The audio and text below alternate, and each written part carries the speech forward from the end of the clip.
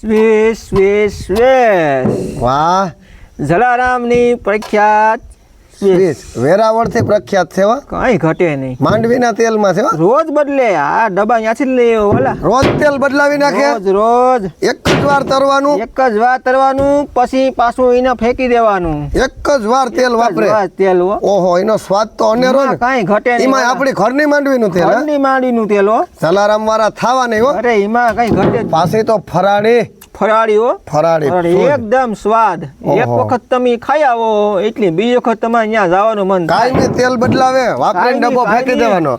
આ ડબ્બા હું લઈ આવ્યો ત્યાંથી ભાઈ નારળિયું પહેરાવવા. આ એમ પહેરાવા.